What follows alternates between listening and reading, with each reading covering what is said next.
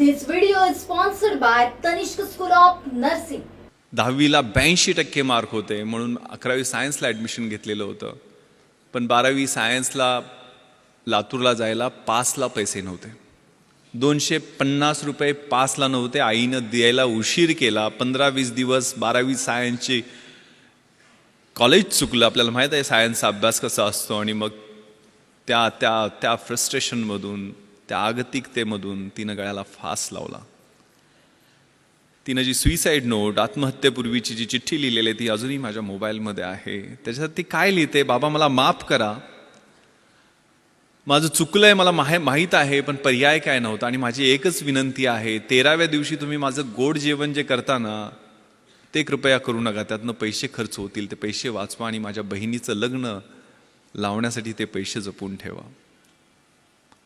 माहीत नाही 69 वर्ष होऊन गेली स्वातंत्र्याला, अशी परिस्थिती आपल्याला सामोरी जावी लागते. दुसरी एक घटना तिथली शेजारची परळी वैजनाथ, त्या ठिकाणी मी एक वेगळ्या कार्यक्रमाला गेलेलो होतो.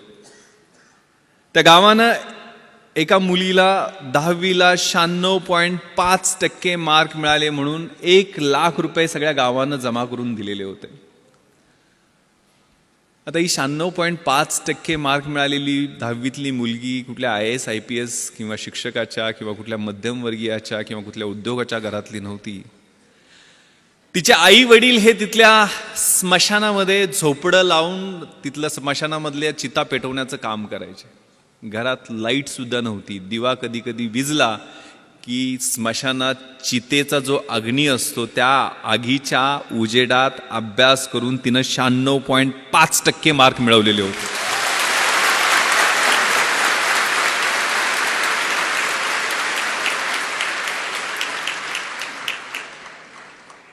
तिच्या आईला हेही कळत नव्हतं की 96.5% म्हणजे किती असतात. ती तिला समजून सांगत होती की 90 वर 6 असतात आणि त्या 6 वर परत अजून अर्धा असतो म्हणजे 96.5%.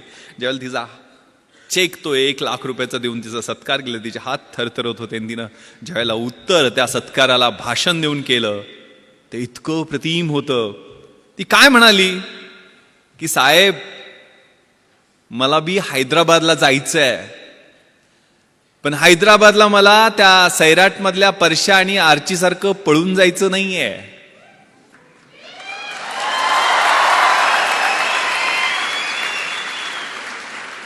मला हैदराबादला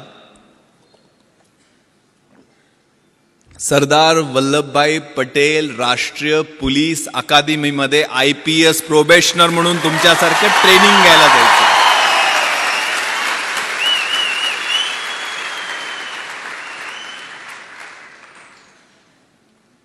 मला माझा भूतकाळ आठवला. कोल्हापुरातनं एक पत्र्याची पेटी घेऊन STला पैसे जास्त लागायचे म्हणून ट्रकात बसून पुढच्या ठिकाणी पत्र्याच्या पेटीत पुस्तक होती, फक्त दुसरं काहीच नव्हतं. एक जीन्स, एक गोल्या गळ्याचा T-शर्ट आणि 2-3 फाटकी तुटकी कपडे घेऊन गेलेलो. 1993 साली आठवत आहे. मनामध्ये स्वप्न होती, मोठी स्वप्न होती. पण तिथं गेलो त्यावेळेला परिस्थिती वेगळी होती. राहायची कुठंच मुंबईत सोय होत नव्हती. SIC ही IAS IPS अधिकारी बनवणारी पंढरी जी आहे ती चर्चगेट आणि VTच्या मध्ये आहे की जिथं राहणं सर्वसामान्य माणसाला परवडतच नाही आहे. परंतु सुदैवानं आमदार निवास आहेत. तर कुलाब्याच्या समोर ते मॅजेस्टिक आमदार निवासमध्ये पेटी टाकली, पत्र्याची पेटी ठेवली. पण आपल्याला माहीत आहे सगळे कार्यकर्ते आमदार निवासमध्ये त्या कुलाबा कॉजवेवर काय काय खातात आणि संध्याकाळी कसले कसले वास सोडतात सांगू शकत नाही आहे. झोपच लागायची नाही. मग ते बाहेर पट्टे टाकून झोपण्याचा प्रयत्न केला, पण ढेकणं आणि पिसवा आणि मच्छर एवढे त्यांच्याशी स्पर्धा करत तिथं राहायला लागायचं. तिथनंच 2 मिनिटाच्या अंतरावर यशोधन, सुनीती, सुरुची IAS IPS अधिकाऱ्यांच्या क्वार्टर्स आहेत. जिथनं लाल दिव्याच्या गाडीतनं झगमगीत सुटाबुटातले अधिकारी उतरायचे, त्यांच्याकडे पाहत लांबून उभा राहून बघायचो. तिथंच सर्वंट क्वार्टर्स त्यांच्या अधिकाऱ्यांच्या सोयीसाठी, त्यांच्या सेवेसाठी जे सर्वंट्स असतात त्यांच्या 10 बाय 10च्या छोटे छोटे सर्वंट क्वार्टर्स आहेत. तिथं मी आदरणीय थोरात साहेबांचं स्वागत करतो आपल्याच कॅम्पसमध्ये.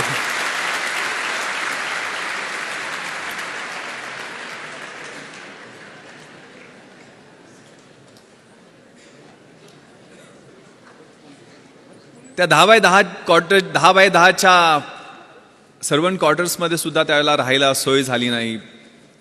तिथनंच 2 मिनिटाच्या अंतरावरती CCI, बॉम्बे जिमखाना असे बड्या लोकांचे क्लब आहेत की जिथनं तारेच्या कुंपणामधनं आतमध्ये पोरही बड्या बापांची स्क्वॉश, टेनिस कसे खेळतायत ते वाटकूक बघण्याचा प्रयत्न करायचो, पण वॉचमनच्या शिव्या खायचो. तिथनंच 2 मिनिटाच्या अंतरावरती मेट्रो नावाचं थिएटर आहे की जिथं मला आठवतं त्यावेळेला 1993-94ला शाहरुख खानचा कभी हा कभी ना हा सिनेमा रिलीज झालेला होता. आणि शाहरुख खानला बघण्यासाठी त्या बाउन्सरच्या शिव्या खात 2 तास उभा होतो. लांबून तो काहीतरी झलक त्याची दिसली, केस वाढलेले आणि आतमध्ये जाताना.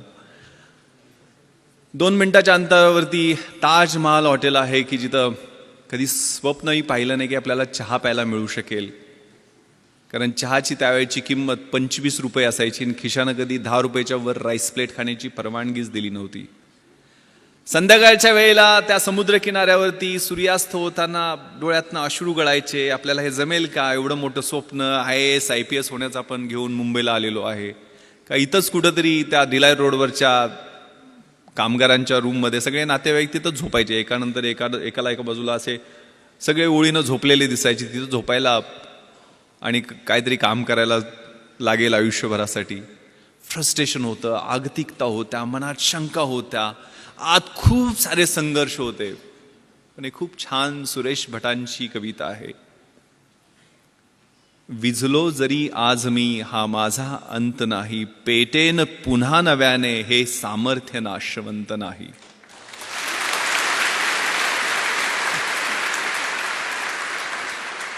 छाटले जरी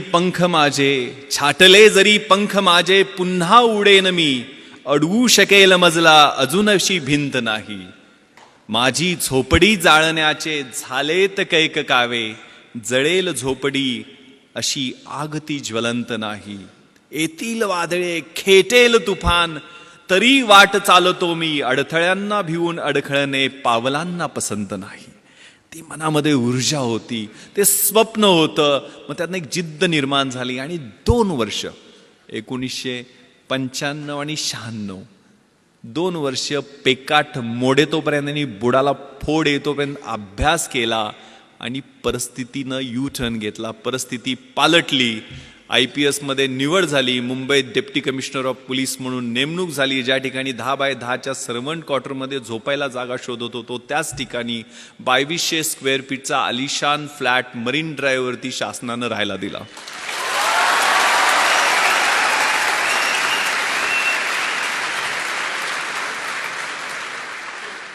ज्या क्लबमध्ये कधी आतमध्ये काय चाललंय हे धडपडून वॉचमनच्या शिव्या खात पाहायचो, त्याच क्लबची मॅनेजमेंटची मंडळी येऊन विनंती करायला लागली की साहेब आमच्या क्लबची ऑनररी मेंबरशिप घ्या. आणि त्याच क्लबमध्ये माझी मुलं मला स्क्वॉश आणि टेनिस खेळताना दिसायला लागली. ज्या थिएटरमध्ये धडपडून फिल्मस्टार बघायला प्रयत्न करायचो 2011ला पश्चिम मुंबईचा म्हणजे बँड्रापासून जुहूपर्यंतचा जो एलिट बॉलिवूडचा एरिया आहे त्या एरियाचा ॲडिशनल पोलीस कमिशनर झालो आणि तेच फिल्मस्टार 2-2 दिवस माझी अपॉइंटमेंट घेऊन भेटायला वाट पाहायला लागले.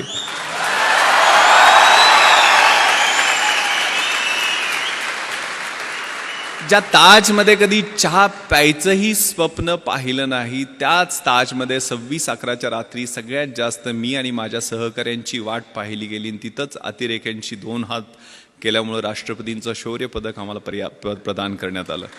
मी हे माझं कौतुक करण्यासाठी सांगत नाही आहे. एक फाटक्या चड्डीतनं सुरुवात शाळेत केलेली ती कुठंपर्यंत कशा पद्धतीनं ते मला सैराटमध्ये असं लपून चालायला लागायचं लहानपणी, आठवतंय मला. तर ती परिस्थिती कशी बदलू शकते त्यासाठी मनगटात किलिंग इन्स्टिंक्ट, लाथ मारीन तिथं पाणी काढीन ही जिद्द, हे तुमचं वय आहे. त्या वयामध्ये तुम्ही आहात, क्रुशियल वयामध्ये आहात. आणि ते मग साकार करण्यासाठी काय कर, मी एकटाच नव्हतो. मी माझ्या गावातनं एकटा नव्हतो. आमच्या गावातनं ज्यावेळेला मुंबईसारख्या 1.5 कोटी लोकसंख्येच्या शहरातनं एकही मुलगा IAS IPS आणि IFS मध्ये नव्हता, त्यावेळेला कोकरूडमधनं आमच्या छोट्याशा गावातनं आम्ही 3 जण IAS IPS आणि IFS मध्ये सिलेक्ट झालेलो होतो. आनंद पाटील जो आता जॉईंट सेक्रेटरी आहे गव्हर्नमेंट ऑफ इंडियामध्ये, विलासराव देशमुख साहेबांकडे तो जवळजवळ 5 वर्ष PS म्हणून दिल्लीला त्यानं काम पाहिलेलं आहे. तामिळनाडू काडरमध्ये त्याची नेमणूक झाली. तो IAS मध्ये सिलेक्ट झाला. मी IPS मध्ये आता पश्चिम महाराष्ट्राचा IG म्हणून काम करतोय. 2 वर्षापूर्वी मी अमेरिकेला पोस्ट ब्लास्ट इन्व्हेस्टिगेशनचं ट्रेनिंग तिथल्या गव्हर्नमेंट ऑफ USAने आम्हाला बोलवलेलं होतं, ज्यांनी 26-11 मध्ये चांगलं काम केलं.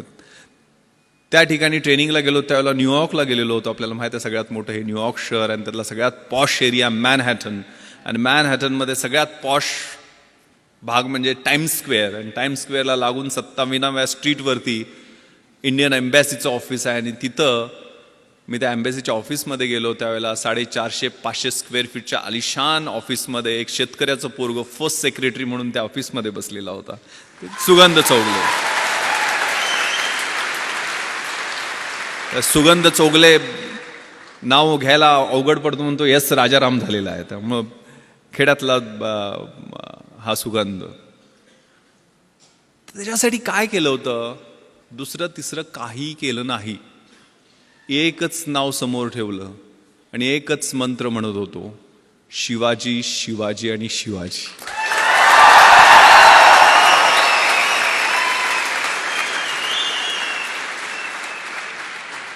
कुठेतरी व्हॉट्सअपवरती मला मेसेज आलेला होता की शिवाजी कुणाला म्हणायचं? जो 65 किलोची तलवार वागवतो त्याचं नाव वेसाजी. जो 2000 सैन्याशी एकटा झुंजतो त्याचं नाव बाजी. जो हात तुटला तरी शत्रूशी लढत राहतो त्याचं नाव तानाजी. जो 8 तासात घोडा दिल्लीवरून पुण्याला घेऊन येतो त्याचं नाव संताजी. जो शत्रूच्या छावणीत खुसतो आणि शत्रूच्या छावणीचा कळस कापून आणतो त्याचं नाव धनाजी. जो ढाण्या वाघाला एकटा सामोरे जातो आणि त्याला उभा फाडतो त्याचं नाव संभाजी. आणि या सगळ्यांना एकत्र घेऊन स्वराज्याचं नंदनवनाचं तोरण बांधतो त्याचं नाव शिवाजी.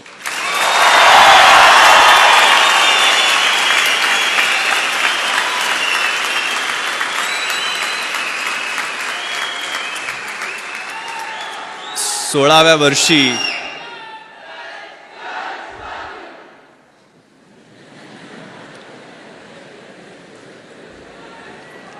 नुसत्या आरोळ्या नाही द्यायच्या, नुसत्या घोषणा नाही द्यायच्या.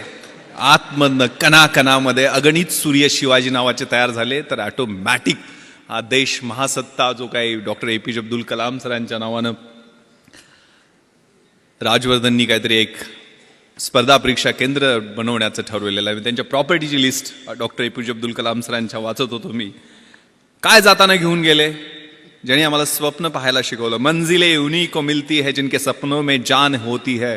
यूं ही पंख होने से कुछ नहीं होता, हौसलों से उड़ान होती है. तो हौसला, ती जिद्द, ती इच्छाशक्ती. त्या कलाम सरांच्या प्रॉपर्टीच्या लिस्टमध्ये होतं. त्यांच्याकडे काय होतं? 3 ट्राउझर्स, 6 शर्ट, 2 सूट, म्हणजे सूट कोट घालायचे, 2500 पुस्तकं, एक फ्लॅट होता तो पण त्यांनी सायंटिस्टच्या ज्या कम्युनिटी आहेत त्यांना डोनेट केलेला होता.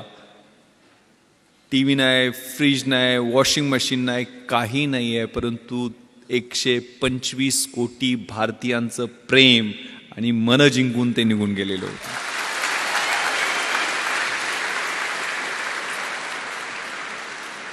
त्यामुळे हा मंत्र शिवाजी शिवाजी शिवाजी का मी सांगतोय? कारण त्यांनी प्लॅन जो केला. What is planning? सगळं मॅनेजमेंट, सगळं काही शिकायचं असेल तर छत्रपती शिवरायांच्या चरित्रातनं शिकायला पाहिजे. What is planning? Deciding in advance what to do, when to do, how to do, who is suppose to do it. कसं करायचं, काय करायचं, केव्हा करायचं, त्याचं नियोजन कशा पद्धतीनं करायचं, याला प्लॅनिंग म्हणतात. आणि प्लॅनिंगसाठी आपल्या समोरचं चॅलेंज कोणतं आहे, आपल्या समोरचं आव्हान कोणतं आहे, आपला ॲडव्हर्सरी कोण आहे, आपला शत्रू कोण आहे, परीक्षा समोर धरा. परीक्षेला समोर धरलं आणि एक सून झू नावाचा चिनी युद्धशास्त्रज्ञ आहे, त्यानं खूप छान विश्लेषण, आर्ट ऑफ वॉर नावाचा 511 बिफोर क्राइस्ट त्यांनी ग्रंथ लिहिलेला आहे. त्याच्यात त्यांनी विश्लेषण केलेलं आहे. If you know your self, युद्धशास्त्रातलं हे तत्व आहे जे आपल्या आयुष्यामध्ये तेवढंच लागू पडतं. If you know yourself and if you know your enemy, you need not worry about the result of 100 battles. तुम्हाला स्वतःबद्दल पूर्ण माहिती असेल आणि शत्रूबद्दल पूर्ण माहिती असेल तर 100च्या 100 युद्धामध्ये तुमचा विजय निश्चित आहे. पण माहिती कशा पद्धतीचं विश्लेषण, स्वॉट प्रिन्सिपल आपण वाचलेलं असतं. Strength, weaknesses, opportunities and threats. आपली बलस्थानं कोणती आहेत, आपली दुर्बल स्थानं कोणती आहेत, आपल्या समोरच्या संधी कोणत्या आहेत आणि आपल्या समोरचे धोके कोणते आहेत याचं योग्य विश्लेषण स्वतःचं आणि शत्रूचं, म्हणजे परीक्षा असेल तर परीक्षेचं. सिलेबस कसा आहे, प्रश्नपत्रिका कशा येणार आहेत, गेल्या 10 वर्षातल्या कशा आहेत, पुढच्या कशा येऊ शकतील, सिलेबसमध्ये व्हॉट टू डू आणि व्हॉट नॉट टू डू हे कशा पद्धतीनं करायचं ते तुम्ही ठरवता का, त्याच्यावर काम करता का, नियोजन करता का, आणि त्याच्यानंतर स्मार्ट पद्धतीने. What is smart? Specific, measurable, attainable, realistic and time bound. स्मार्टचं full form आहे. तशा पद्धतीनं तुम्ही अभ्यासाचं नियोजन करता का, आणि मग तो स्मार्ट अभ्यास असेल तर तुम्हाला यश मिळण्याचं गुणोत्तर अधिक चांगलं होत जातं. If you know yourself and if you do not know about your enemy, after every victory gain you will suffer a defeat. जर तुम्हाला स्वतःबद्दल माहिती असेल पूर्णपणे, मात्र शत्रूबद्दल माहिती नसेल तर एका विजयानंतर तुम्हाला एक पराभव पचवावाच लागेल. जर तुम्हाला स्वतःबद्दलही माहिती नसेल आणि शत्रूबद्दलही माहिती नसेल तर you will suffer a defeat in every other battle. जर स्वतःबद्दल पण माहिती नसेल आणि शत्रूबद्दल माहिती नसेल तर आपल्याला मार खायला लागणार हे निश्चित आहे. त्यामुळे हे विश्लेषण आपल्यातल्या पॉझिटिव्ह, निगेटिव्ह, डिस्ट्रक्टिव्ह सगळ्या गोष्टींचं विश्लेषण व्यवस्थित करून आपल्याला मार्गक्रमण करायचं. And this time is very very important. More you sweat during peace, less you bleed during war. हे युद्धशास्त्रातलं दुसरं महत्वाचं तत्व आहे की शांततेच्या काळात जास्त घाम गाळला तर युद्धाच्या काळामध्ये कमी रक्त सांडावं लागतं. तुमच्या हा कॉलेजचा काळ आहे तो रचनात्मक काळ आहे. तुम्हाला कुणीही अडवलेलं नाही अभ्यास करायला, आणि अभ्यास करून कुणाच्या अंगाला भोकं पडलेत किंवा कोण मेलाय असं मी काय ऐकलेलं नाही आहे. त्यामुळे आई वडील आपले खूप खस्ता खाऊन आपल्याला इकडं अभ्यासासाठी पाठवतात. कारण माझ्या वडिलांनी अर्धा एकर शेती विकलेली होती, मला सांगितलं पण नाही. कधीही त्यांनी मला एक पोस्टकार्ड लिहायचे. पोस्टकार्डवर त्यांची सही मोडीतली सही आहे. जुने पैलवान होते ते, 4थी शिकलेले. आईचं शिक्षण तर झालेलं नाही आहे, पण लिहिता वाचता तिनं नंतर शिकली थोडंफार वाचायला. पण वडील, मी दिल्लीला ज्यावेळेला UPSCची तयारी करायला इंटरव्ह्यूच्या वेळेला होतो, मुंबईमध्ये असायचो, त्यावेळेला पोस्टकार्ड लिहायचे. त्यांनी कधी टेन्शन देणाऱ्या गोष्टी लिहिल्या नाहीत, पण व्यवस्थित चाललंय आमची काही काळजी करू नको, तुला पैसे किती पाहिजेत, कसे पाठवून देऊ, जेवायला व्यवस्थित मिळतं का, वगैरे वगैरे विचारपूस करून शेवटी मात्र न चुकता एक ओळ ते लिहायचे. मला गावाकडे प्रेमानं भावड्या म्हणतात. भावड्या, माझे डोळे मिटायच्या आधी तुला लाल दिव्याच्या गाडीतनं आलेलं मला पाहायचं आहे.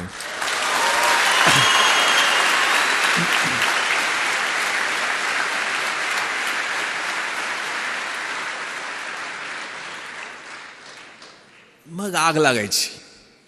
कुठं कशी लागायची माहीत नाही, तर किडा पेटायचा. आपल्या त्या निरक्षर असो, अडाणी असो, पैलवान असो, पण माझ्या त्या बापाचं स्वप्न पूर्ण करण्यासाठी मी अभ्यास करणार. आणि मग तिथं कॉम्प्रोमाइज नाही. त्यामुळे प्लॅन केला तो. मग आनंद, मी, सुगंध एकत्र बसून आम्ही कॉलेजला असताना प्लॅन केला. तर 3 जण एका खेड्यातली 1800 लोकवस्तीच्या गावातनी 3 पोरं प्लॅन करू शकतात. तुम्हाला तिथं इतकं चांगलं इन्फ्रास्ट्रक्चर आहे, पुस्तक आहे, मार्गदर्शक आहेत, सगळ्या गोष्टी उपलब्ध आहेत. एवढ्या सगळ्या गोष्टी असताना घोड्याला फक्त पाण्यापर्यंत आपण घेऊन जाऊ शकतो. त्याला पाणी प्यायचं की नाही हे आपण ठरवायचं आहे. त्यामुळे आपण सगळेजण निर्णय घ्यायचा आहे त्याच्या बाबतीत. त्यावेळेला तो प्लॅन केला. यश अपयश मिळत राहतं, असतं, त्रास होतो, पेन्स होतात, फ्रस्ट्रेशन येतं. जे मी तुम्हाला सांगितलं, मी मरीन ड्राईव्हवरती फिरायचो. पहिल्यांदा इंटरव्ह्यूतनं नापास झालो त्यावेळेला अजून फ्रस्ट्रेशनमध्ये गेलेलो होतो. 21व्या वर्षी मुलाखतीतनं परत आलेलो होतो. पण दुसऱ्याच वर्षी 3 पोस्टवर सिलेक्ट झालो. एक पण नाही आहे. मी पहिल्यांदा MPSCतनं सेल्स टॅक्स इन्स्पेक्टर झालो, नंतर डेप्युटी कलेक्टर झालो आणि IPS UPSCच्या एक्झाममधनं झालो. म्हणजे 12 परीक्षा मी सलग पास होत गेलो. 1996ला 1997ला ट्रेनिंगला गेलो. आता 20 वर्ष सर्व्हिसमध्ये होत आहेत. आता 43व्या वर्षी स्पेशल IGP म्हणून काम करतो. त्या कशा पद्धतीनं पास होत गेलो त्याचं नियोजन कसं होतं, ते काय ऑटोमॅटिक आलं का लक बाय चान्स होता, किंवा आमच्या तिघांचं यश एकत्र कसं काय मिळालं, तर याला एक ट्रॅप होता. When you are planning to fail when you are failing to plan you are planning to fail असं म्हटलं जातं. तुम्ही नियोजन करणं हे परत परत रिपीट करतोय की तुम्हाला काय करायचं आहे ते आत्ता ठरवा. म्हणजे IAS IPS ह्या पूर्ण मिळून 150 पोस्ट असतात, IAS IPS आणि IFS सगळ्यात मिळून साधारण 900-950 पोस्ट वेगवेगळ्या 26 अलाइड सर्व्हिसेसमधल्या धरल्या तरी असतात. त्या काय सगळी मिळून येणार नाही आहेत. पण तुम्हाला ज्या क्षेत्रामध्ये जायचं आहे त्याच्यात कशा पद्धतीनं गोल्स आहेत, त्याला कशा पद्धतीनं तयारी करावी लागेल. पुस्तकं मिळणं प्रॉब्लेम होता. कशी मिळवणार पुस्तकं. तर मी मोठ्या म्हणजे पश्चिम महाराष्ट्रात मी युद्ध पातळीवर प्रयत्न करून यावेळेला 33,000 गणपती मंडळांना DJ आणि डॉल्बी लावू दिले नाहीत. 100% आम्ही यश मिळवलं की डॉल्बी पूर्ण बंद गणपती मंडळ. कारण मी गणपतीच्या आशीर्वादानं IPS मध्ये सिलेक्शन झालं माझं. त्याचं रिझन मी सांगतो. गणपती मंडळात पैसे, मग शेतकऱ्याच्या पोरांना पैसे कुठून मिळणार. इथल्यासारख्या चांगल्या कॉलेजमध्ये किंवा इन्फ्रास्ट्रक्चर असणाऱ्या कॉलेज, राजाराम कॉलेजमध्ये होतो, गव्हर्नमेंट कॉलेज होतं. तिथं काय सिव्हिल सर्व्हिसेसची पुस्तकं तुम्हाला घरी मिळतील अशी परिस्थिती नव्हती. मग आम्ही मित्र बसलो. मग काय करायचं. यावेळेला गणपती मंडळात डॉल्बी आणायचं नाही, नटी नाचवायची नाही. दरवेळेला ते नटी नाचवण्यावर भांडणं आमच्या गावात व्हायचं. मग कोल्हापूर भाग आहे ना, इकडे काय परिस्थिती वेगळी नाहीये. मी नेवाशाला वगैरे जाऊन आलेलो आहे, सगळा परिसर पाहिलेला आहे तुमचा. सो एक गावे गणपती करण्याचा आम्ही निर्णय घेतला. आणि माहीत आहे पोलिसांना किती टेन्शन असते. इथे इन्स्पेक्टर ओमासे बसलेले आहेत. म्हणजे मी गणपती स्तोत्र पण त्यानंतर रोज म्हणायला लागलो. प्रणम्य शिरसा देवम गौरीपुत्रम विनायकम भक्ता वासम स्मरणित्यम आयु कामार्थ सिद्धये विद्यार्थी लभते विद्या धनार्थी लभते धनम पुत्रार्थी लभते पुत्र मोक्षार्थी लभते गतिम. म्हणजे ज्या देवाच्या पूजनाने प्रत्येक शुभ कार्याची सुरुवात होते, जो विद्यार्थ्याला विद्या देतो, धन पाहिजे त्याला धन देतो, अपत्य पाहिजे त्याला अपत्य देतो, मोक्ष पाहिजे त्याला मोक्ष देतो, तो गणपती बाप्पा आम्हा पोलिसांना मात्र भरपूर टेन्शन देतो. कारण त्याच्याकडे असणारं अटेन्शन. मग ते अटेन्शन आम्ही बदललं. गावातनं पैसे जमा केले आणि व्याख्यानमाला घेतली. त्यावेळेला निर्मल कुमार फडकुले, शिवाजीराव भोसले असे व्याख्याते आणून सुद्धा आमचे 44,000 रुपये शिल्लक राहिले.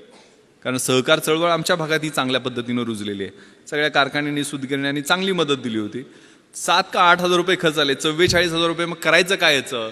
तर गाववाल्यांनी वेगवेगळे प्रस्ताव दिले. कुणी म्हटलं तालीम बांधूयात, कुणी व्यायामशाळा करूयात, कुणी म्हटलं ॲम्ब्युलन्स गावात आणूया, त्याच्यासाठी अजून पैसे जमा करू. पण आम्ही प्रस्ताव दिला की हे पुस्तकासाठी पैसे आम्हाला द्या. आम्हाला काही कथा कादंबऱ्या नाटकं कविता असली पुस्तकं नको. तर आम्हाला MPSC UPSC bank recruitment, railway recruitment, army recruitment याच्यासाठी लागणारी स्पर्धा परीक्षेची पुस्तकं पाहिजे. ते वाघिणीचं दूध आम्हाला द्या, आम्ही तुम्हाला रिझल्ट दाखवू. गाववाल्यांनी नाही होय करत पुस्तक आणायला परवानगी दिली. 44,000 रुपये आम्हाला पुस्तकासाठी मिळाले. मी आणि माझे मित्र ती लिस्ट घेऊन पुण्याला गेलो. पुण्यामध्ये जेवढी जमतील तेवढी. त्यावेळेला NCERTची पुस्तकं कुठं मिळतात हे पण माहीत नव्हतं. NCERTची पुस्तक विमाननगरला कुठल्या तरी एका सेंट्रल स्कूलच्या तिथल्या लायब्ररीमध्ये मिळतात म्हटल्यानंतर तिथनं आम्ही जाऊन पुस्तकं आणली. म्हणजे हनुमान जशी संजीवनीसाठी अख्खा डोंगर घेऊन आलेला होता, तशी जेवढी मिळतील तेवढी NCERTच्या पुस्तकात ठराविकच लागतात पुस्तकं. या परीक्षेसाठी व्हॉट नॉट टू डू हे खूप महत्त्वाचं असतं. ते नियोजन, कॉमन सेन्स, परीक्षेची तयारी. म्हणजे हे UPSC साठी मी बोलत असलो तरी तुम्ही ह्या रेग्युलर गोष्टी तुमच्या रोजच्या जीवनामध्ये सवयी लावून घ्या. कारण अभ्यासाची शैली माझ्या अंगभूत मी करण्याचा प्रयत्न केला होता. मी मोटरसायकलचा नंबर दिसला तरी त्या 786 असेल तर 786 झाली. जगाच्या इतिहासात काय झालं, महाराष्ट्राच्या इतिहासात काय झालं, भारताच्या इतिहासात काय झालं ते आठवायचा प्रयत्न करायचो. डायरी प्रत्येक पानावर माझ्या छोटी डायरी होती त्या ठोकळ्यात. कारण मी इतिहासच माझा ऑप्शनल सब्जेक्ट होता. मी कुठलेही म्हणजे CSR एक माझ्याकडे असायचं नेहमी, जे नेहमी जाताना कुठेही वाचायचो. मी अगदी ॲन्युअल ट्रेनिंग कॅम्पला रुकडीला गेलेलो होतो कोल्हापूरच्या जवळ. 5 महाराष्ट्र बटालियन NCCC सर्टिफिकेट मी केलेलं आहे. शेवटच्या वर्षी ज्यावेळेला कॅम्प होता त्यावेळेला CSR घेऊन गेलेलो होतो. आणि तिथं मग वक्तृत्व स्पर्धा जाहीर झाल्या, इलोक्युशन कॉम्पिटिशन. मग त्याच्यात मी पार्टिसिपेशन केलं. इंग्लिश आणि हिंदीच. NCC असल्यामुळे 2च ऑप्शन होते. हिंदी काय जमायचं नाही. इंग्लिश पाठांतर खूप चांगलं होतं पण अर्थ काही कळायचं नाही. एक CSRचा मॅगझिन होतं माझ्याकडे, त्यात नॅशनल इंटिग्रेशनचा निबंध होता. इकडेही विषय नॅशनल इंटिग्रेशन, पण तो निबंध देशात पहिला आलेल्या मुलाचा होता आणि तो निबंध मी काहीही कळत नसताना जसाच्या तसा पाठ केला आणि मी पहिला नंबर काढला. मला म्हणजे अजूनही मला तो निबंध आठवतोय नॅशनल इंटिग्रेशनवरती जो होता. The strength of the nation lies not in its loud claims and mouth watering directive principles of the state policy but in the spirit of service and that of the complete dedication of one's both body and soul to the cause of unity and integrity of the nation. आता महत्त्वाचं सांगतो, मी deputy collector उपजिल्हाधिकारी म्हणून जे selection झालं त्यावेळेला मला फक्त इंग्रजीमध्ये 100 पैकी 92 मार्क मिळाले होते म्हणून झालेलं होतं. हे 92 मी मराठी माध्यमाचा माझं ॲव्हरेज इंग्लिश होतं, पण माझं ग्रामर आणि रायटिंगमधलं इंग्लिश बोलताना मी UPSCची मुलाखतसुद्धा मी मराठीतून दिलेली आहे. पण तिथं मी काय केलं, मी पेपर फोडला नव्हता. 92 मार्क मला कसे पडले, कारण त्यावेळेला 40 मार्काला एसे असतो. आता मी कुठला निबंध पाठ केला होता, नॅशनल इंटिग्रेशनचा, आणि इथं मला निबंध कुठला आलेला होता, if I wear a prime minister, मी पंतप्रधान झालो तर. आता मी कसे बदल केले त्यातले, म्हणजे मी मगाशी आता भाषणात सांगितलं नॅशनल इंटिग्रेशनमध्ये कसं होतं, the strength of the nation lies not in its loud claims and mouth watering directive principles of the state policy. इकडे कसं गेलं, the strength of the nation lies not in prime ministers loud claims and his mouth watering. पुढे असं होतं, however with every salute and cheers to our grand and mighty past we cannot but admit that our present is afflicting, sometimes it is horrifying, sometimes frustrating. इकडे कसं गेले, however with every salute and cheers to our grand and mighty past of Jawaharlal Nehru, Indira Gandhi, our present, त्यावेळेला इंदर कुमार गुजराल आणि ते चंद्रशेखर सरकार पडणं वगैरे सुरू होतं, ते सगळं इट इज अफ्लिक्टिंग, समटाइम्स हॉरिफाईंग. असे व्यवस्थितपणे फिलिंग द ब्लँक्स केले आणि व्यवस्थितपणे पेपर तो लिहिला आणि 92 मार्क मिळाले आणि मी डेप्युटी कलेक्टर होऊ शकलो. हा प्रयोग माझ्या मित्रानं केला आणि त्याला 37 मार्क फक्त पडले. त्यामुळं हा प्रत्येकाचा इंडिव्हिज्युअल अप्रोच असतो, प्रत्येकाच्या अभ्यासाची शैली ही वेगळी असते. माझी दुसरं कारण, मी डेप्युटी कलेक्टर होण्याचं माझा समाजशास्त्र विषय मी घेतलेला होता. कधी घेतला, ज्यावेळेला MPSC प्रिलिम्सचा रिझल्ट लागला आणि मी पास झालोय आणि 1.5 महिन्यांनी MPSCची मुख्य परीक्षा आहे हे माहीत झाल्यानंतर मी समाजशास्त्र विषय घेतला, कारण मराठी लिटरेचर माझा दुसरा ऑप्शनल सब्जेक्ट UPSCच्या अभ्यासासाठी, IAS IPSच्या तयारीसाठी मराठी साहित्य होता. पण MPSCमध्ये मराठी साहित्याचा चांगला स्कोअर होत नाही आहे, त्यामुळे मला माझ्या मित्रांनी सांगितलं की तो विषय घेऊ नको. मग मी समाजशास्त्र विषय घेतला. समाजशास्त्राचं सोशॉलॉजीचं स्पेलिंग सोडून मला काहीही माहीत नव्हतं. मी बाजारात गेलो, सगळ्यात छोटं पुस्तक असेल ते निवडलं आणि ते 175 पानाचं पुस्तक घेऊन आलो. आणि माझा एक मित्र संजय देशमुख, जो MPhil इन सोशॉलॉजी झालेला होता, त्याला म्हटलं मला जरा मार्गदर्शन कर रे, माझं 7 दिवस मी देऊ शकतो या विषयाला, मला समाजशास्त्र विषयात चांगले मार्क्स पाडायचे आहेत. तोही मेन्सला होता. तो 3 ठोकळे त्यानं मोठे मोठे काढले आणि जवळजवळ 350-400 डेफिनेशन्स इंग्लिशमध्ये त्याला पाठ होत्या. आणि असं टेन्शन दिलं की म्हटलं आता आपण गळ्यात दगड बांधलेला आहे आणि उडी मारलेली आहे आणि 100% बुडणार. मात्र ते 7 दिवस त्या पुस्तकाबरोबर मी अभ्यास केला, म्हणजे रोमॅन्स केला, लिटरली कॉन्सेप्ट समजून घेतले.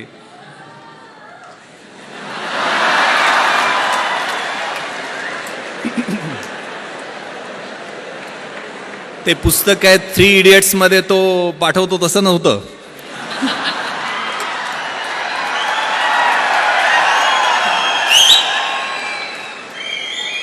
आणि तुम्हाला विश्वास बसणार नाही, माझं मार्कशीट तुम्हाला मी दाखवेल. ज्यावेळेला रिझल्ट लागला, जो MPhil इन सोशॉलॉजी होता संजय देशमुख, त्या माझ्या मित्राला 200 पैकी 80 मार्क पडले, म्हणजे 40% मार्क मिळाले. त्या ठिकाणी 8 दिवस रोमॅन्स करून, 8 दिवसच अभ्यास करून मला 200 पैकी 160 म्हणजे 80% मार्क मिळाले.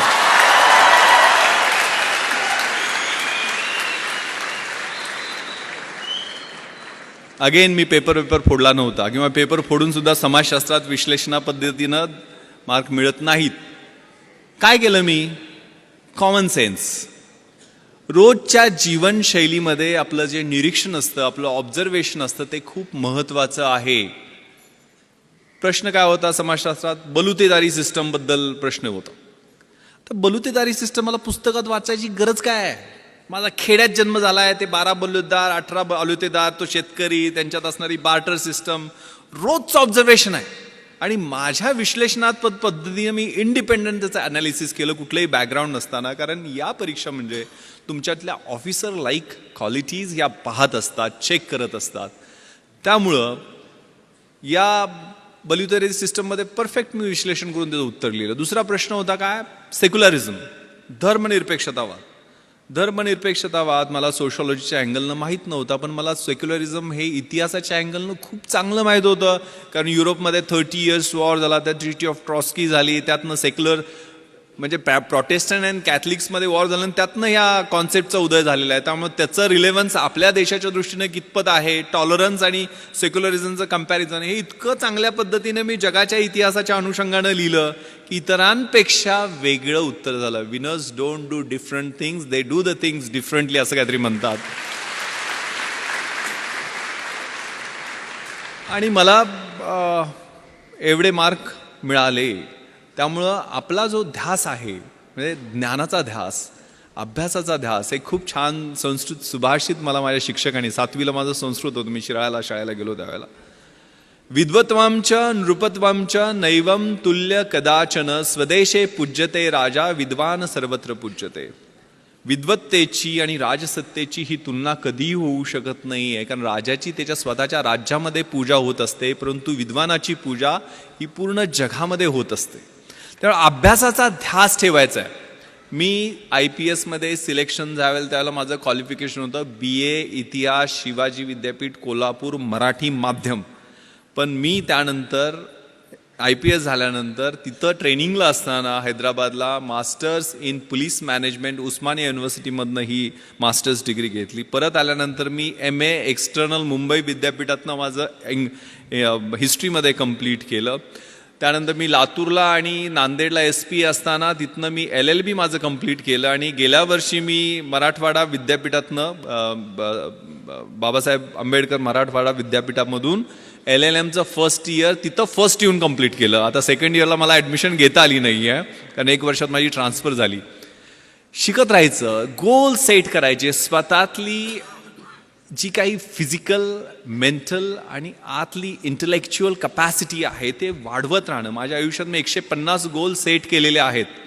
मी आज म्हणजे माननीय थोरात साहेबांनी एवढा आग्रह केला, मी अँटीबायोटिक्सवर आहे. कारण मी माझ्या मुलीनं मला सांगितलं की तुम्ही सगळं, तिला पाहण्याची हौस आहे. म्हणजे ती म्हटली की मला ते जगातल्या गोष्टी दाखवणं, मला पार्लमेंट दाखवा, मला प्रेसिडेंट हाऊस जिथं doctor APJ Abdul Kalam sir बसायचे त्या हाऊसमध्ये घेऊन चला. म्हणून मी दिल्लीला तिला सगळ्या गोष्टी, सगळे फोर्ट तिला दाखवले, जोधपूरला घेऊन गेलो, जैसलमेरला घेऊन गेलो, बॉर्डर दाखवली, माझं बॅचमेट तिथं BSFमध्ये IG असल्यामुळं. आणि म्हणजे तिला मी APJ अब्दुल कलाम सरांना भेटायला गेलो त्यावेळेला तिला ऑटोग्राफ देताना तिने विचारलं, येस व्हॉट्स युअर नेम बेटा? ती म्हटली Janhavi. Okay Janhavi, do you want to become IPS officer like your father? तर ती म्हणाली, no sir, I want to become doctor APJ Abdul Kalam.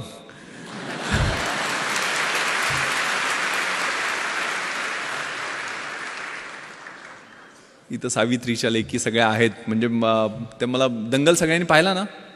Yes, that's fighting spirit, that should be there. त्यामुळे हे सगळं जे आहे ना, आणि इकडं सगळे शिवाजीचे मावळे असं काहीतरी म्हटले ना,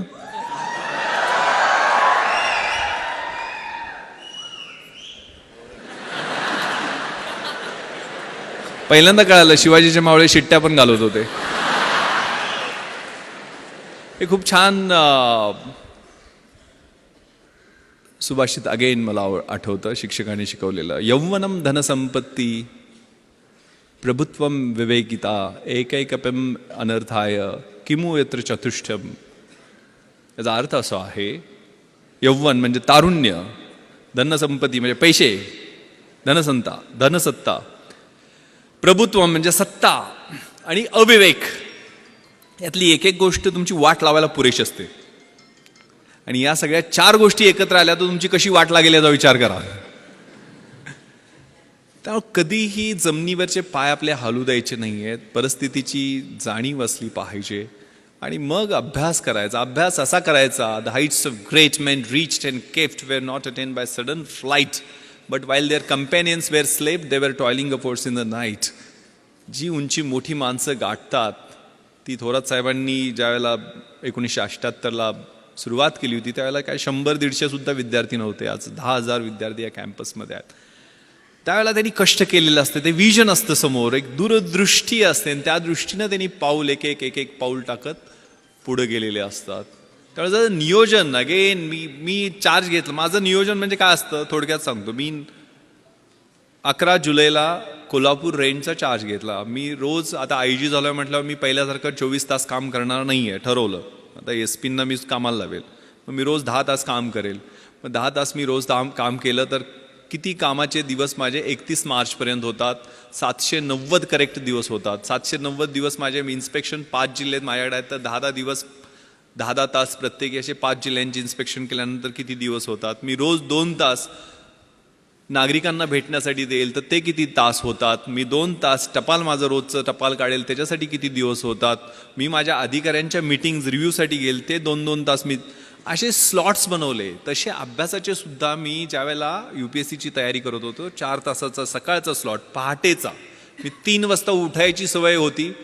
अशी सवय इतरांनी पण प्रयत्न केला आणि नापास झालेत. अगेन मी सांगतो तुम्हाला ज्यावेळेला योग्य वाटते त्यावेळेला उठा आणि अभ्यासाचे 3 स्लॉट, सकाळचा 4 तासाचा, दुपारचा 4 तासाचा आणि संध्याकाळचा 4 तासाचा.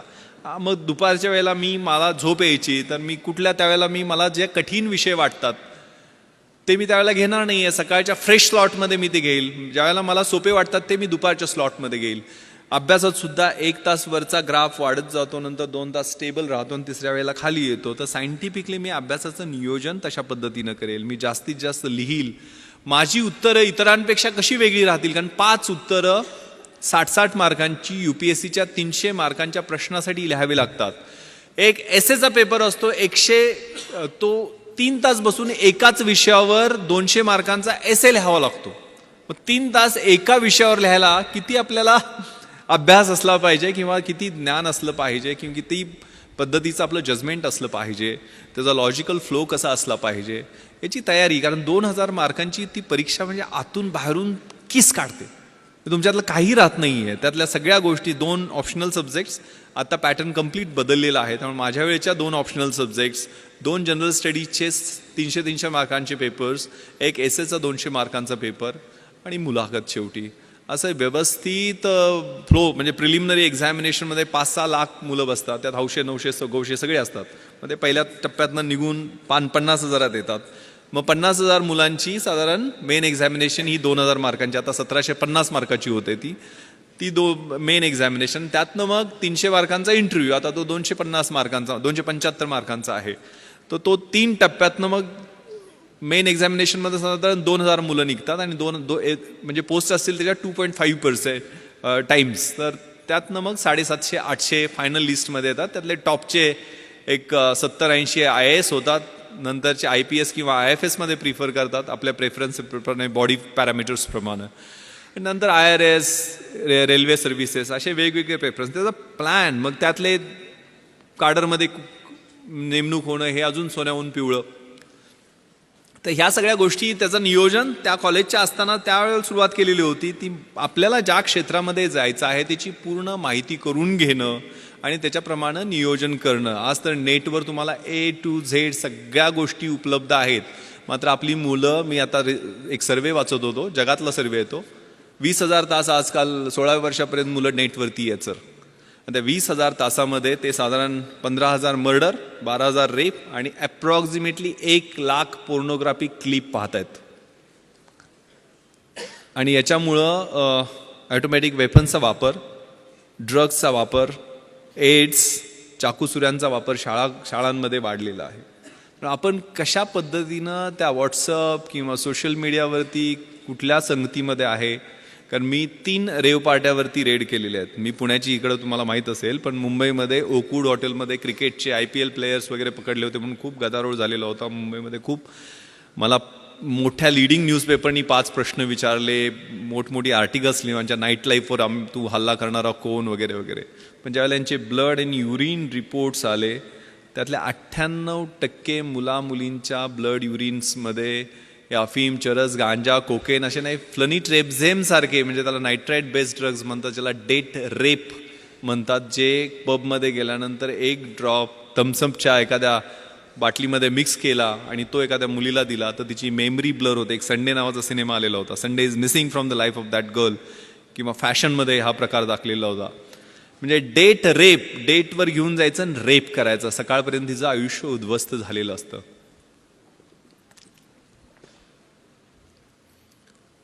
त्यामुळं आपली जागरूकता, आपण कशा पद्धतीनं कुठल्या नेटवर कशा साईट्सवरती आहोत, कारण हे सगळं कम्युनिकेशन फेसबुकवरती झालेलं होतं, IsraTrans.com वेबसाईटवरती झालेलं होतं.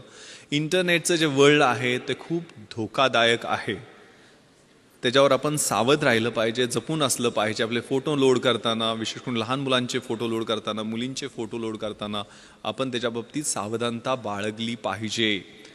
यातल्या एक मुलगी माझ्या मित्राची होती, म्हणजे मी पार्टीमध्ये पकडलेली. नंतर मग कारवाई तर मी कायदेशीर सगळी केली, कुणाला काय सोडलं नाही आहे. आणि त्यानंतर मित्र माझ्याकडे तिला काउन्सिलिंगसाठी घेऊन आलेला होता.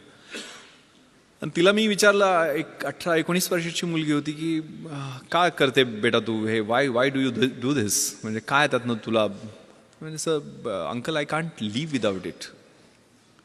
मिलियनेर बापाची मुलगी, पण ती म्हणते की मी ह्याच्याशिवाय जगू शकत नाही आहे. म्हणजे आयुष्यामध्ये धागडधिंगा, पब, डिस्कोमध्ये ड्रग्ज घेऊन नाचणं एवढंच आयुष्य आहे का? आयुष्याच्या स्टेजेस असतात.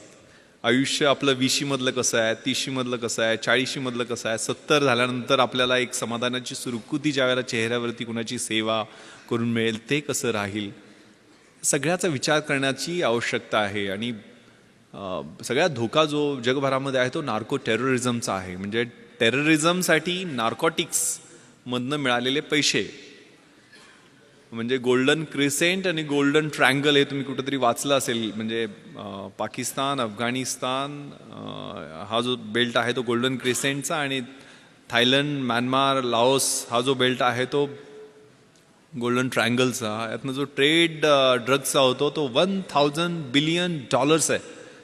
म्हणजे जगातल्या आयर्न अँड स्टीलच्या इंडस्ट्रीच्या टर्नओव्हरपेक्षा जास्त आहे. त्याचे टार्गेट आहेत तुम्ही मुलं. मग आजकाल जे ट्रान्स फेस्टिवल, सनबर्न फेस्टिवल आणि सगळ्या गोष्टी ज्या होत असतात त्यातनं सावध राहिलं पाहिजे आपण. कारण त्या म्युझिक, कारण मी डॉल्बी सिस्टम का बंद केली, ते राक्षस उभा राहतात, त्यातनं सुद्धा आवाज जे निर्माण होतात ते 120-130 डेसिबलचे जे आवाज आहेत ते सर्वसामान्य माणूस कानानं ऐकू शकत नाही. त्याला एक तर दारू ढोसावी लागते किंवा ड्रग्ज घ्यावे लागते. ड्रग्ज घेतल्यानंतर ते कलर्स असतात, फ्लोरोसंट कलर्स, त्याला आपण टच करू शकतो. ते म्युझिक आपल्या कानामध्ये पियर्स होताना आपल्याला जाणवत असतं. आणि स्पष्ट शब्दात सांगायचं तर शरीरासंबंधातला जो आनंद असतो तो काही तासासाठी त्या काही ड्रग्सच्या माध्यमातून मिळतो. पण त्यावेळेला तुमचं पूर्ण ब्रेन खोकला होतो, सिझलर होतो. त्याला सिझलर ड्रग असं म्हणतात. ॲम्फिटिमाइनचे डेरिव्हेटिव्ह आहेत, MDMA वगैरे, किंवा एक्स्टसीचे जे प्रकार आहेत, त्यातनं तुमची स्प्लिट पर्सनॅलिटी होते, सिझोफ्रेनिया ज्याला म्हणतो आपण. हे धोकादायक आहे. कारण मी 150 एकदा मी सगळे चेन स्नॅचर्स बोलवले होते मुंबईमध्ये ॲडिशनल कमिशनर असताना. का गुन्हे करतात? आणि त्यातले 90% मुलं ही ड्रग्सच्या आहारी गेलेली होती. मग एकदा त्या सर्व सेंट्रल नर्वस सिस्टमचा ताबा घेतला अशा एखाद्या व्यसनानी, म्हणजे आणि त्या वयात, ह्या ठराविक वयात, कारण 16व्या-17व्या वर्षीच हे सगळे संसर्ग होतात. म्हणजे झालं तर छत्रपती शिवाजींसारखं महान आणि मोठं तेजस्वी कार्य 16व्या वर्षीच त्यांनी सुरुवात केली होती. शंभू महादेवाच्या साक्षीनं स्वराज्याचं तोरण बांधलं होतं, त्याच वयात केलेली होतं. आणि वाट लागायला सुद्धा आयुष्याची तेच वय असतं. चांगला संसर्ग असेल तर चांगला संसर्ग त्याच वयामध्ये होतो, आणि वाईट सवयी लागल्या तर त्या निघत नाही, ते त्याच वयामध्ये होतात. तर तुमच्या आयुष्याचं सोनं करायचं आहे का माती करायची आहे? कारण हे वयच असं आहे की त्यावेळेला चकाकणारी गोष्ट, प्रत्येक गोष्ट ही सोन्यासारखी वाटत असते. ती कदाचित अणुकुचीदार काच असू शकते. ती काच कधी लागेल, त्याची कधी जखम होईल, ती जखम कधी चिघळेल, आणि तिचं कधी गँग्रीन होईल, आणि कधी आयुष्य उद्ध्वस्त होईल हे कळत नाही आहे. Trust your self. तुम्हाला काय करायचं आहे हे पहिल्यांदा जाणून घ्या. हे खूप छान प्रार्थना आहे परमेश्वराची. God Grant me the सिरिनिटी to accept the things which I cannot change, courage to change the things which I can, and wisdom to know the difference. परमेश्वरा, ज्या गोष्टी मी बदलू शकतो ते बदलण्याचं मला धैर्य दे, ज्या बदलू शकत नाही आहे ते स्वीकारण्याचं मला सामर्थ्य दे, आणि ज्या बदलू शकतो आणि ज्या बदलू शकत नाही आहे त्या दोन्हीमधला फरक ओळखण्याचं शहाणपण दे. ते शहाणपण खूप महत्वाचं आहे. शेवटचा प्रश्न मला लेफ्टनंट जनरल सुरेंद्रनाथनी विचारलेला होता की विश्वास इस दुनिया में तुम क्यों आए हो. माझं मराठी माध्यम होतं, पण हिंदी, मराठी, इंग्लिश जसं जमेल तसं. कारण आयुष्यामध्ये 5 गोष्टी महत्वाच्या आहेत. स्वतःवर विश्वास ठेवणं, नकारात्मक गोष्टीपासून किंवा नकारात्मक माणसापासून स्वतःला दूर ठेवणं, don't afraid to get fail, नापास अपयशी होण्याला न घाबरणं, स्वतःची झाकलेली मूठ 1.25 लाखाची ती सोडून देणं आणि इन्फिरियरिटी कॉम्प्लेक्स फेकून देणं, वर्क लाईक हेल, जे ज्यावेळेला पेन व्हायला लागते ना, ज्यावेळेला वेदना व्हायला लागते. ते मोहम्मद अलीचं कुठेतरी वाक्य मी वाचलेलं होतं की तू किती पुशअप्स काढतोस. म्हणजे मी पुशअप्स मोजतच नाही, ज्यावेळेला माझ्या वेदना सुरू होतात त्यावेळेला मी मोजायला सुरुवात करतो. Pens. The winning horse doesn't know why it runs. It runs due to bits and pains. Life is a race. God is your rider. And if you are getting bits and pains, then it's for sure that you are going to win the race. शर्यतीत जो घोडा पळतो ना,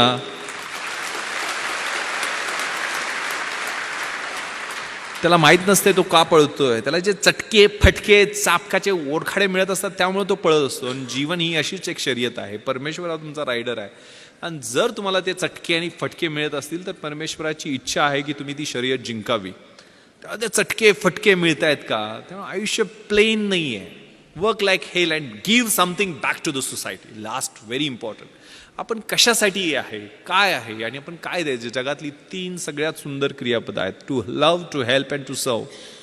प्रेम करणं, मदत करणं आणि सेवा करणं. ज्या ज्या वेळेला शक्य आहे त्या गोष्टीसाठी आपण तडफडून पुढे गेलं पाहिजे. त्यातनं जे समाधान मिळतं ते आपल्या सेल्फिश मोटिव्ह किंवा मटेरियलिस्टिक किंवा भौतिक गोष्टीमधनं मिळत नाही. मी जी मुलाखतीत मला शेवटचा प्रश्न विचारला होता की विश्वास इस दुनिया में क्यों आहे, गोंधळून टाकणारा प्रश्न होता. UPSCचे त्यावेळेचे चेअरमन त्यांनी हा प्रश्न विचारलेला होता. मी तर स्वतःचं कर्तृत्व नाही, आई वडील मला घेऊन आले दुनियेमध्ये. पण मी त्यावेळेला त्यांना एक कविता मला आवडते सर, कदाचित ती माझ्या आयुष्याचं उद्दिष्ट मी ठरू शकेल. आणि ती कविता मी नेहमी म्हणून दाखवतो. Very meaningful poem, the poem of La Mancha. युद्धातल्या सैनिकाची ती कविता आहे. To dream the impossible dream. जे अशक्य आहे ते स्वप्न मला पाहायचं आहे. टू फाईट द अनबीटेबल फो. ज्याचा कोणी पराभव करू शकत नाही त्याला जाऊन मला हरवायचं आहे. To run where the brave dare not to go. ज्या ठिकाणी कुणी जाण्याचं धाडस करत नाही तिथे जाऊन मला धावायचं आहे. To try when your arms are too weary. माझे हात, पाय, बाहू, शरीर सगळं थकून गेलंय, त्यावेळेला मला तो एव्हरेस्ट समोर दिसतोय. तो एव्हरेस्ट गाठण्यासाठी मला एक एक पाऊल पुढे टाकायचं आहे. To reach that unreachable star. This is my quest to follow that star, no matter how hopeless, no matter how far. To fight for the right without questions, without pause. To be willing to march into the hell for heavenly cause. मला सत्यासाठी संघर्ष करायचा आहे. त्यावेळेला कोणताही प्रश्न विचारायचा नाही, कोणताही थांबा घ्यायचा नाही आहे. माझी नरकात जायचीही तयारी आहे, मात्र त्यासाठी असणारं कारण स्वर्गीय असलं पाहिजे.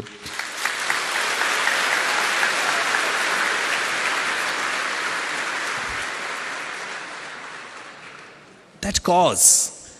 त्या कवितेतल्या पुढच्या ओळी आहेत. I will be true to that glorious quest. My heart will lie peaceful and काम when I am late to my rest. And the world will be better for this that one man स्कॉन and covered with scars steel strove with his last ounce of courage to reach that unreachable star. तो युद्धातला सैनिक ज्यावेळेला त्याच्या अंगावर जखमा असतील, त्या भळभळणाऱ्या जखमा बरोबर घेऊन त्या स्टारच्या, त्या ताऱ्याच्या दिशेनं तो ज्यावेळेला जाईल, त्या हौतात्म्याच्या दिशेनं तो जाईल, त्यावेळेला जग सगळं म्हणेल की येस, हा शेवटपर्यंत लढत राहिला, हा शेवटपर्यंत लढत राहिला, देशासाठी लढत राहिला, समाजासाठी लढत राहिला. कारण डिग्निटी, डेथ विथ डिग्निटी खूप महत्वाची आहे. आपला आयुष्याचा शेवट कसा होतो हा खूप महत्वाचा आहे. कारण आता उदाहरण देताना, सुरुवातीला परिचय करून देताना 26/11 सांगितलं गेलं. 26/11च्या अगोदरची परिस्थिती, दरम्यानचे ते 60 तास आणि त्यानंतरचे 1.5 वर्ष मी मुंबईला बदलताना पाहिले आणि माझ्या आतमधनं जे बदल होत होते ते मी पाहिलेले आहेत. माझी पत्नी बऱ्याचदा विचारते की तुम्ही एक ग्लॉक पिस्टल घेऊन बुलेट प्रूफ जॅकेट नसताना, कारण ते ऑड युद्ध होतं. कारण मी आणि माझा बॉडीगार्ड सुरुवातीला आम्ही दोघंच घुसलेलो होतो. 9:40 अतिरेकी 2 मुख्य दरवाजातनं आणि 2 नॉर्थ कोट गेटमधनं घुसले आणि 9:51 11व्या मिनिटाला मी आणि माझा बॉडीगार्ड अमित खेतले, ज्याला 3 गोळ्या लागल्या, दोघं जण आम्ही पाठीमागच्या स्विमिंग पूलच्या गेटमधनं आत घुसलो. 11व्या मिनिटाला मी घुसलो. ज्या वेळेला खाली स्विमिंग पूलच्या एरियामध्ये 7-8 परकीय नागरिकांचे मृतदेह रक्ताच्या थारोळ्यात होते, त्यावेळेला खात्री होती की आपलाही इथंच एंड आहे, हीच आपली समाधी आहे. आतमध्ये 100% आपण जिवंत राहणार आहे, पण मारायचं किंवा मरायचं एवढंच ध्येय त्यावेळेला समोर होतं. त्यामुळे हात थरथरले नाहीत.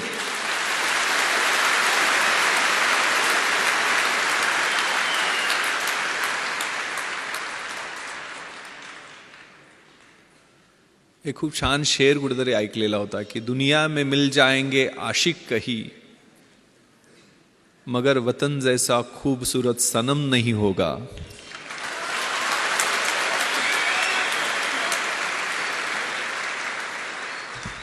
नोटों में लिपटकर सोने में समेटकर मरे हैं कई,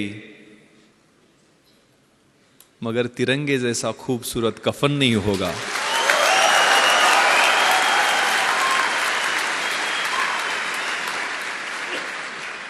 yes, that death with dignity, ते देशासाठी असणारं मरण ते प्रत्येकाच्या भाग्यात नसते ना.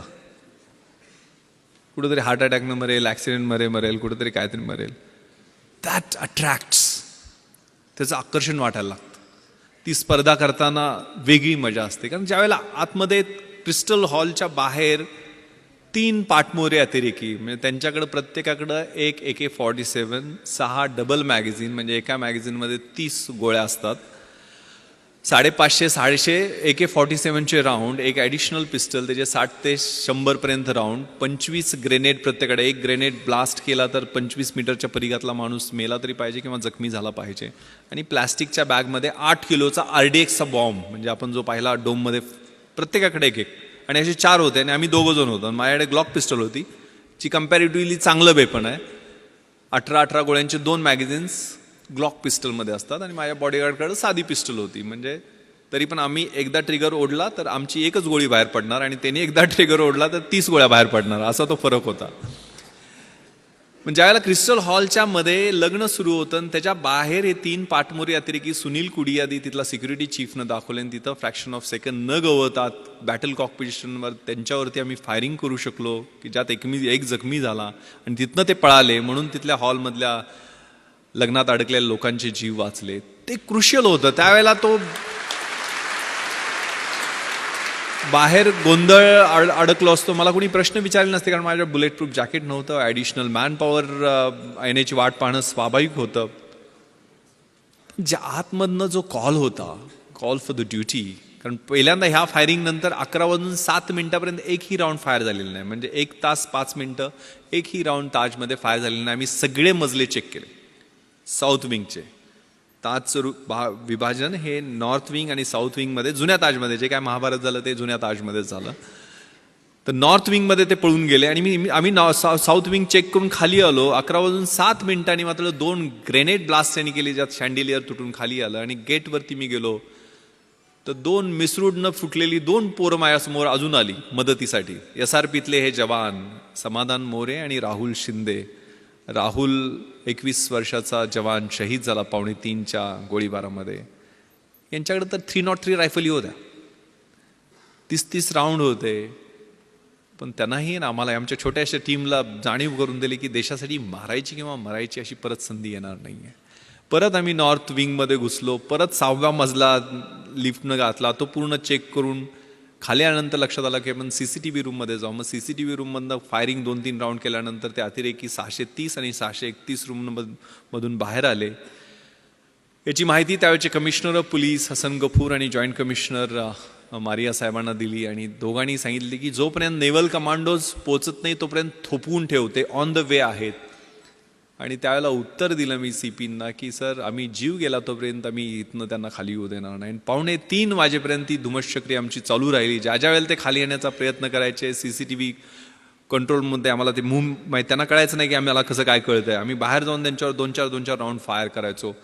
2:45ला मात्र त्यांनी आमचं लोकेशन ओळखलं. पूर्ण ताज जे आहे ते लाकडी नक्षीकाम केलेलं सुंदर वास्तू असणारं हॉटेल, मोठे मोठे महागडे पेंटिंग्स. दुसऱ्या मजल्यावर त्यांनी ग्रेनेड ब्लास्ट 4थ्या मजल्यावरनं केले, कारण 2:45ला त्यांनी मोठा बॉम्ब डोममध्ये ब्लास्ट केला, ज्याच्यात आग आणि ज्वाळा तुम्हाला दिसायला TV वर पाहिले असतील तुम्ही. ग्रेनेड ब्लास्टमुळं पूर्ण मजला पेटला आणि आमच्या रूममध्ये आग आणि धूर दोन्ही यायला सुरुवात झाली. आता इथं जळून मरण्यापेक्षा बाहेर लढून मरू म्हणून आम्ही लाईन फॉर्मेशनमध्ये निघायला सुरुवात केली. वरून AK-47चा बस्ट त्याने आमच्या लाईन फॉर्मेशन केला. आमची लाईन तुटली, आमच्या गोळ्या कमी पडल्या.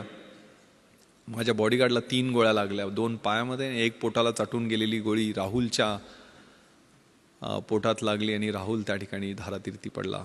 मला आठवतं आहे मी 2 दिवसानंतर ज्यावेळेला राहुलचा शहीद झालेला देह आणायला गेलेलो होतो, त्यावेळेला रिगर मॉर्टिसनं शरीर ताट झालेलं होतं, युनिफॉर्म जळालेला होता, पण डोळे उघडे होते. खांद्यावरती रायफलचा बट होता, ट्रिगर गार्डमध्ये उंगली होती आणि संगीनवरच्या दिशेनं थेट रोखलेलं होतं आणि डोळे जणू बोलत होते की सर तुमच्या शब्दाला जागलो की नाही.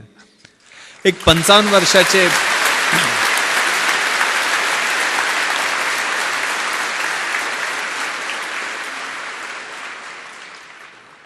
एक 55 वर्षाचे अंमलदार तुकाराम ओंबाळे त्यांचं नाव, 5 गोळ्या पोटामध्ये घेतात काय AK-47च्या. एक लाठी घेऊन तो माणूस चढाई करून जातो कसाबवरती. 5 गोळ्या पोटात घेतल्या तरी पकड ढिली होत नाही आणि एक अतिरेकी जिवंत पकडला जातो. दिस इज मिरॅकल. न इज्जत दे, न अजमत दे, न सूरत दे, न सीरत दे, मेरे वतन के वास्ते अरब, मुझे मरने की सिर्फ हिम्मत दे. ही हिम्मत खूप महत्वाची आहे. उद्दिष्ट ठेवायचं आहे, स्वप्न ठेवायचं आहे आणि मार्गक्रमण करायचं आहे. निराश व्हायचं नाही आहे. सपोर्ट करायला तुम्हाला एवढी मोठी सिस्टम या ठिकाणी आहे.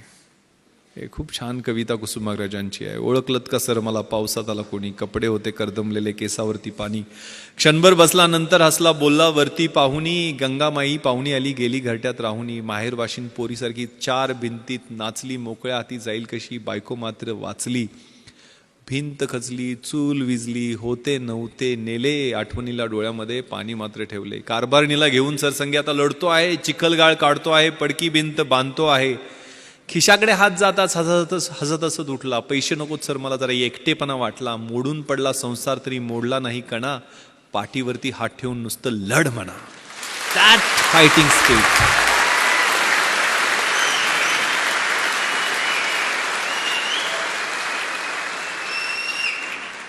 That is the fighting spirit जे तुमच्या वयामध्ये छोट्या मोठ्या आव्हानांना, छोट्या मोठ्या अडचणींना, छोट्या छोट्या आक्रमणांना घाबरायचं नाही आहे. विपत्तीमध्ये मी भयभीत होणार नाही आहे हे मला माहीत आहे, मात्र त्याच्यासाठी माझ्याकडं लढण्याचं बळ दे, एवढंच देवाकडं मागायचं. That spirit that is very very important. आणि ते मला वाटतंय लढण्यासाठी उद्युक्त करतं. ते त्याच वयामध्ये हालात के कदमों पर सिकंदर नहीं गिरता, टूटा कोई तारा तो जमी पर नहीं गिरता, गिरते हैं शौक से दरिया समंदर में लेकिन किसी दरिया में समंदर नहीं गिरता. ते तारे तुम्ही आहात, ते सिकंदर तुम्ही आहात, ते समंदर तुम्ही आहात. ती इन्स्टिंक्ट या वयामध्ये असते. आयुष्य डेफिनेशन बदलण्यासाठी आहे. Roger Bannister, Gandhiji, Mandela, Edison, name the person, mother Teresa, या सगळ्यांनी डेफिनेशन्स बदलल्या. आपल्याला आयुष्य त्यांच्या एवढंच मिळणार आहे, 70-80 वर्ष काय असेल ते. आपण कशाचे डेफिनेशन्स बदलणार आहे?